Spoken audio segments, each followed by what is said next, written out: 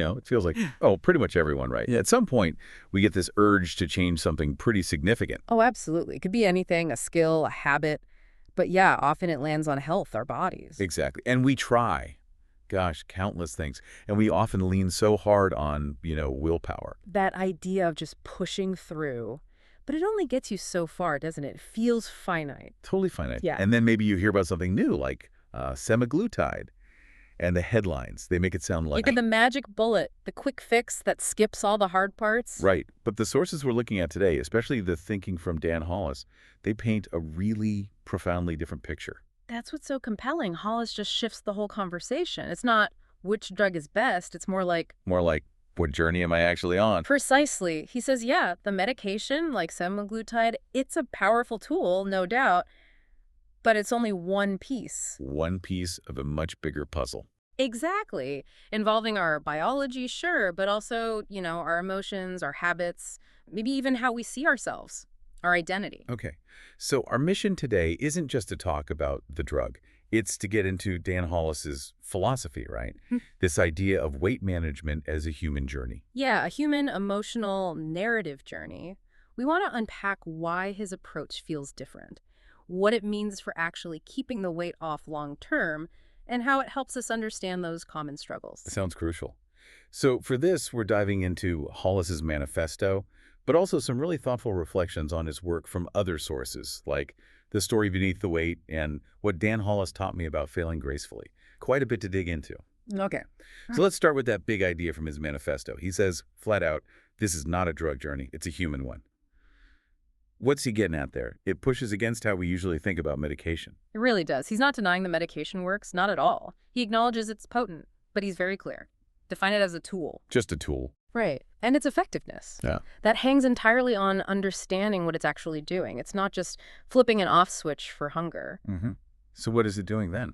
It's more subtle. It changes how your brain processes those hunger signals, how it registers feeling satisfied, and importantly, the whole reward system tied to food. Ah, the pleasure part, the craving part. Exactly, that circuitry. And look, for many people, that's incredibly freeing. Suddenly that constant internal chatter about food just quiets down. I can imagine that's huge. It is. Yeah. But as Hollis warns, if you don't have the right support or understanding, it can also be, well, kind of terrifying, disorienting. Because the landscape inside your head is suddenly different. Completely different. So it's not just managing a physical thing. It's the whole person having to adjust to this new biological reality. That makes sense. And this connects to something else he says that really challenges, I think, a core belief for many of us about weight loss. Oh, you mean the willpower thing? Yes. He basically says, willpower was never the problem. If it's not willpower, what is the issue then, according to Hollis? Yeah, he really goes after that narrative. He gets that people have tried willpower, like really tried, again and again. It doesn't stick. It doesn't stick. Because, he argues, the problem isn't a lack of grit or personal strength. It's that our biology, our emotions, those deep habit loops, they're kind of stacked against us. We're fighting our own systems. Pretty much. So what works, he says, isn't just more willpower. It's insight, it's structure, and it's using tools like the medication, perhaps, that actually meet your biology where it is. Instead of just battling it constantly. Right. It's about understanding the system, not just blaming yourself when the system wins. Okay, that's a big shift. And it's not just about the physical side, is it? He draws this really strong line connecting the physical and the emotional. He says, this is emotional weight as much as it is physical weight. That's a core part of it. What does that look like in practice? Well, he points out that people often eat for reasons completely unrelated to actual hunger, Anxiety, loneliness, boredom, feeling unsupported, overwhelmed. All the feelings. All the feelings. And semaglutide might quiet the physical hunger cues, which is great. It brings that quiet. But if you don't address why you were reaching for food emotionally... Well, the underlying need is still there. Exactly. That's where relapse happens. You need, as he calls it, emotional recalibration. You need to build new ways to cope consciously. It's about the whole person. The whole person. Okay. Now, something else that surprised me, we usually cheer for fast results, right? Yeah. Especially with weight loss. But Hollis puts up a warning flag. Yeah, the speed thing, he says fast weight loss without metabolic pacing is a trap. A trap. Why is going fast potentially bad? It sounds counterintuitive, I know, Well, but he warns that if you lose weight too rapidly, there are real risks. Your metabolism can actually slow down significantly. oh, right. The body trying to conserve energy. Precisely. And you risk losing valuable muscle mass along with fat. And the kicker is, your long-term success rates can actually go down. So slower is actually Yeah. better, more sustainable. That's the idea. He talks about pacing, timing your nutrition, building habits gradually, progressing in a way your body can actually keep up with, working with your biology. Not just shocking it into submission. Right. For results that actually last. And maybe the most critical point he makes about the medication itself, the one that really changes the whole frame. The real work begins after the medication. What is this after phase? Why stress it so early? This is absolutely central to his approach. He's very upfront. Semaglutide isn't necessarily forever for everyone. Okay. So if people stop taking it and they haven't built a solid plan for what comes next, Yeah. well, the old stuff comes roaring back. The old hunger signals, the old habits. The old emotional triggers, all of it. So his entire approach is geared towards preparing people for that transition from the start. So you're building the after plan while you're still in it. Exactly. The focus is constantly on building habits, tools, and a relationship with yourself that can, as he puts it, live beyond the injections. So the progress sticks. Okay, that after phase feels huge. Eh. Let's talk about what happens psychologically. One of the sources had this line that really hit me. Weight loss is biology. Staying there is narrative. What's the story Hollis says we need? Oh, this is where it gets really deep, and it's something almost nobody talks about. He calls it identity grief. Identity grief. Yeah. Think about it. Someone loses a significant amount of weight, maybe weight they've carried for years, decades even. They look in the mirror and they might genuinely not recognize themselves. Wow. Well, like, who am I without this weight? Exactly that question. The weight might have been part of their identity, how they navigated the world. It's a massive psychological shift, not just a physical one. Hollis actually quotes someone saying, "The weight came off, then I realized I had no idea who I was without it." Yeah, so it's about rebuilding your sense of self, too. Completely. He's mapping not just the metabolism, but the meaning. You need a new narrative for this new version of you. And that connects to cravings, doesn't it? Mm-hmm. He has this fascinating idea that they don't just vanish, they shapeshift. Mm-hmm. Shapeshift is the perfect word. The quote that stands out is, "People don't relapse into hunger. They relapse into confusion." Confusion, not hunger. Explain that. Okay, so the medication dials down the intense physical hunger. Great. But that leaves space. A quietness where the hunger used to be. Okay. And that space, that quiet, can get filled with other things. Old memories, maybe just a weird void, or, confusion.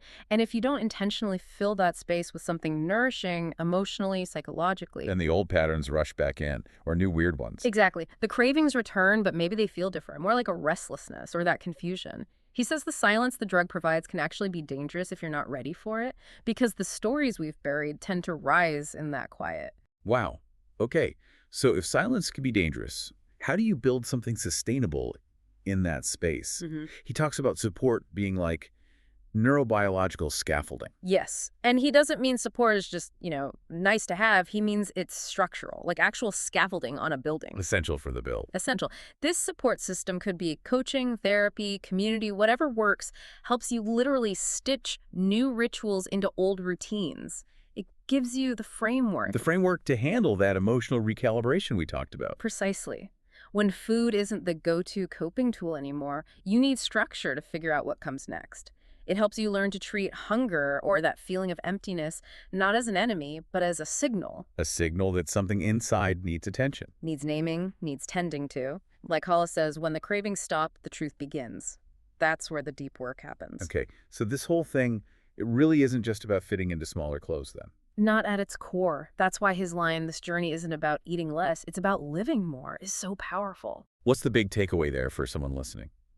It's that the real transformation, the lasting kind, goes way beyond the scale. The work truly kicks in when you stop using food to manage or explain your feelings. It's about changing that fundamental relationship. Yes. Your relationship to food, absolutely, but also to your body and really to yourself. It's about building a future where your biology and your psychology are working together, finally align. Not fighting each other. Not fighting. It's aiming for a richer life where food is nourishment, not an emotional Band-Aid. Okay, but let's be real.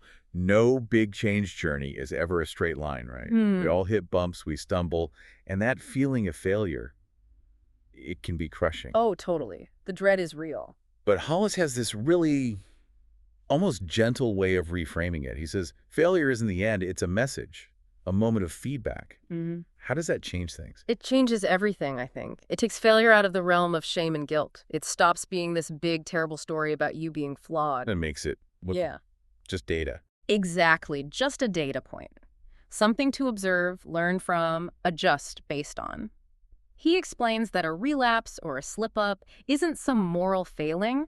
It's often just the brain asking for the old familiar rhythm. The old pathway trying to fire up again. Right. It's biology and habit doing their thing.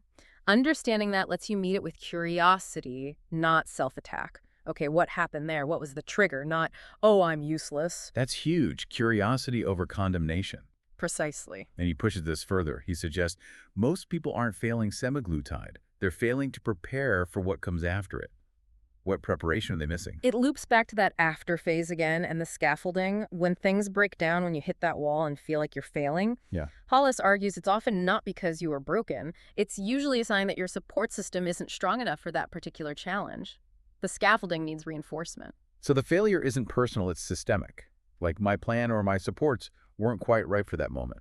Exactly. It's about anticipating that challenges will come and building resilience into your plan, rather than just hoping for smooth sailing and then blaming yourself when a storm hits. That requires a lot more self-compassion. It really does. And that leads right into another powerful insight he offers. The shame isn't in failing. The shame isn't pretending you are supposed to be perfect. Oof, yeah, that hits home. How does letting go of that need for perfection help us, fail forward? It frees you up. Instead of wasting energy on shame or hiding the stumble, you can use that energy constructively. Hollis says, grace is built when you respond to a stumble by reaching for a better tool instead of reaching for blame. So notice the stumble, don't beat yourself up, just reach for a better tool or ask for help. Exactly. Get curious. Ask yourself, like he suggests, okay, what story am I telling myself about this failure? Is it a story about being hopeless, or is it a story about needing a different strategy? And is that story actually helping me get where I want to go? That's the key question. Yeah. It turns failure from an endpoint into just another step on the path, a learning opportunity. That's how real, durable change happens. Hashtag tag, tag, tag, outro. Wow. Okay, so stepping back from all this, Yeah. what does it really mean for you listening right now, this deep dive into Dan Hollis's thinking? It shows that this path, especially with tools like semaglutide, it's just so much bigger and more human than we usually think. It really is. The core message, I think, is that this is deep human work. It's not just tweaking biology. It takes that emotional recalibration we talked about. It takes consciously building new stories, new narratives for yourself, understanding why willpower alone wasn't enough, and really embracing support, that scaffolding, as absolutely essential, not optional. And meeting those bumps in the road with curiosity, right? Not shame. Curiosity and self-compassion, definitely. It's just a fundamentally different and frankly more empowering way to approach making a big life change. Yeah. It feels like it's all about relationship, really. Your relationship with food, sure, but also with your body, and maybe most importantly, with yourself. Starting from a place of alignment, not shame, and knowing you don't have to figure it all out alone. Right. So maybe the question this leaves us with, the one to really chew on. Mm-hmm. If Hollis is right, if weight loss is biology and staying there is narrative, Yeah. what narrative are you building for your future? Not just about your body, maybe, but in any part of your life where change feels hard, feels daunting. What's the story you're telling yourself?